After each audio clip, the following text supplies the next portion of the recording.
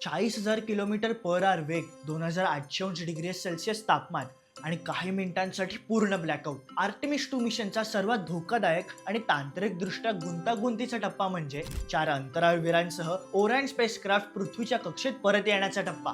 Lunar फ्लायबाय म्हणजेच चंद्राभोवती यशस्वीरित्या प्रदक्षिणा पूर्ण केल्यानंतर ओरायन स्पेसक्राफ्ट पृथ्वीच्या कक्षेत कशा प्रकारे रिएंटर होणार आहे, किती टप्प्यांमध्ये ही रिएंट्री प्रोसेस विभागली गेली आहे, ही सगळी टेक्निकल प्रोसेस डिटेलमध्ये जाणून घेण्यासाठी हा व्हिडिओ शेवटपर्यंत पहा आणि आपल्या कल्लाकार चॅनलला सबस्क्राईब करा.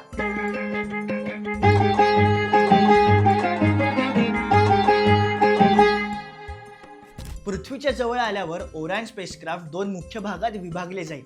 एक ओरायन कॅप्सूल ज्यामध्ये अंतराळवीर असतील आणि दुसरा भाग युरोपियन सर्व्हिस मॉड्यूल. ह्यानंतर ओरायन कॅप्सूल पृथ्वीच्या वातावरणात अतिशय वेगाने म्हणजेच 39,000 ते 40,000 किलोमीटर पर आवर स्पीडने प्रवेश करेल. ओरायन कॅप्सूल पृथ्वीच्या वातावरणात सरळ रिएंट्री करण्याऐवजी स्किप रिएंट्री तंत्र वापरेल. कॅप्सूल प्रचंड वेगाने खाली येताना त्याचा स्पीड कमी करण्यासाठी पॅराशूट डिप्लॉयमेंट सिक्वेन्स सुरू होईल. सुरुवातीला 2 ड्रोग पॅराशूट उघडले जातात.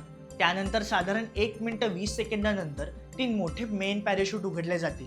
हे मेन पॅराशूट कॅप्सूलची गती मोठ्या प्रमाणात कमी करतील. सुरुवातीच्या अतिवेगातून कॅप्सूलचा वेग शेवटी सुमारे 25 ते 30 किलोमीटर पर आवर पर्यंत मंदावेल आणि कॅप्सूलचे लँडिंग पॅसिफिक महासागरात सुरक्षितपणे स्प्लॅशडाऊन स्वरूपात होईल. संपूर्ण व्हिडिओ पाहण्यासाठी आपल्या कल्लाकार YouTube चॅनलला नक्की भेट द्या.